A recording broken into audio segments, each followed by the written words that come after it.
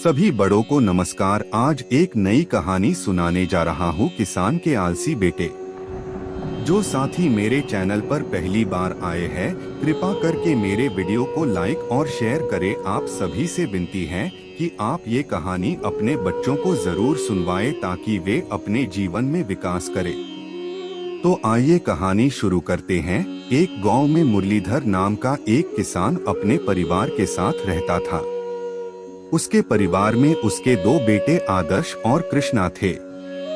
मुरलीधर बहुत मेहनत करता था, लेकिन उसके दोनों बेटे बहुत आलसी थे। मुरलीधर अपने बेटों की इस आदत से बहुत परेशान रहता था। एक दिन उसने अपनी पत्नी विभा से कहा, हमारे दोनों बेटे घर में पड़े रहते हैं, क्या ये कभी कोई काम करेंगे या नहीं? विभा ने दुहखी होते हुए कहा, आप काम की बात कर रहे हो, ये तो खाने के अलावा उठकर बैठते भी नहीं हैं, दिन भर बिस्तर पर लेटकर सोते रहते हैं। मुरलीधर सुबह तड़के ही खेत पर जाने के लिए निकल जाता था। एक दिन उसने सोचा, क्यों न मैं बीमारी का बहाना बनाकर घर पर रुककर अपने बेटों को खेत पर भेजूं। यह सोचकर उसने पेट दर्द का बहाना किया और अपने दोनों बेटों से कहा, बेटा आज मेरी तबीयत ठीक नहीं है और खेतों में कटाई करना बहुत जरूरी है, तुम दोनों आज खेत पर जाकर कटाई का काम करो। यह सुनकर आदर्श ने कहा, पिताजी आप चिंता न करें, हम दोनों अभी जाकर कटाई शुरू कर देते हैं। मुरलीधर बहुत खुश हुआ। उसने जल्दी से अपने बेटों को काम समझाकर खेत पर भेज दिया। उनके जाने के बाद मुरलीधर ने अपनी पत्नी विभा से कहा, तुम तो बेकार ही इन्हें आलसी कहती रहती हो, देखो आज मेरे दोनों बेटे जाकर खेत काटेंगे और मेहनत करेंगे। यह सुनकर विभा हंसने लगी। फिर उसने अपनी हंसी रोककर कहा, आपसे ज्यादा मैं अपने बेटों को जानती हूँ। आप कल जाकर देखना, वे दोनों एक दिन का भी नहीं काटेंगे। यह सुनकर मुरलीधर बोला, चलो कल पता लग जाएगा वे दोनों आलसी हैं या मेहनती। शाम को दोनों बेटे वापस आ जाते हैं। मुरलीधर उनसे पूछता है, बेटा खेत पर कितना काम हुआ? इस बार कृष्णा जवाब देता है, पिताजी आप तो बेकार में परेशान हो रहे थे, हमने तो एक ही दिन में पूरा खेत साफ कर दिया। मुरलीधर विभा की ओर देखकर बोला, देखा मेरे बेटे कितने मेहनती हैं, तुम तो बेकार में इन पर शक करती हो। इस पर विभा बोली, मैं तो आंखों देखी पर विश्वास करूंगी। अगले दिन मुरलीधर खेत पर पहुंच जाता है। उसका पूरा खेत कट चुका था। वह बहुत खुश हुआ। उसने अपने दोनों बेटों से कहा, तुमने बहुत अच्छा काम किया है, लेकिन तुमने एक ही दिन में इतना काम कैसे कर लिया? इसमें तो कम से कम 10 दिन लगते। तभी आदर्श बोला, पिताजी हमने आसपास के गांव वालों को बुलाया और कहा, इस पूरे खेत को एक दिन में काट दो। उन्होंने पूरा खेत एक दिन में काट दिया। हम तो वहां पेड़ के नीचे सो गए थे। मुरलीधर बोला, क्या? और फसल का क्या हुआ? तभी कृष्णा बोला, जिस गांव वाले से जितनी काटी गई वो उतनी ले गया। यहाँ तक कि कुछ गांव वाले तो फसल का गट्ठर घर रखकर दोबारा फसल काटने आ गए। देखते ही देखते पूरा खेत कट गया। यह सुनकर मुरलीधर ने अपना सर पकड़ लिया, हे भगवान, तुम दोनों ने पूरे साल की मेहनत एक दिन में मिट्टी में मिला दी। इससे तो तुम दोनों घर पर ही रहते। यह देखकर विभा बोली, अब हम पूरे साल अपना पालन पोषण कैसे करेंगे? इन मूर्खों ने तो हमें कहीं का नहीं छोड़ा। मुरलीधर को कुछ समझ नहीं आ रहा था कि क्या करे। वह निराश होकर घर आ गया। आदर्श ने घर आकर कहा, पिताजी आपने खेत काटने के लिए कहा था, आपने यह नहीं कहा था कि फसल को घर लाना है।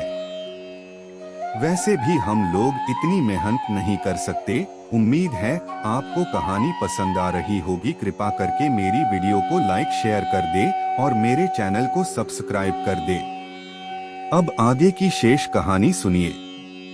अगले दिन मुरलीधर ने कहा, तुम दोनों को यह घर छोड़कर जाना होगा, मैं तुम्हारा बोझ अब नहीं उठा सकता। मैं और मेरी पत्नी किसी तरह गुजर बसर कर लेंगे, चलो निकलो यहाँ से। मुरलीधर दोनों बेटों को घर से निकाल देता है। दोनों पूरे दिन भूखे प्यासे गांव में भटकते रहते हैं। शाम तक उनका भूख से बुरा हाल हो जाता है। किसी तरह वे एक पेड़ के नीचे रात काटते हैं। अगले दिन वे दोनों एक बनिए के खेत पर पहुंच जाते हैं। आदर्श बनिए से कहता है, सेठ ही हमें कुछ खाने को दे दीजिए, बदले में आप जो भी काम कहेंगे हम कर देंगे। सेठ उन दोनों को खाना खिला देता है।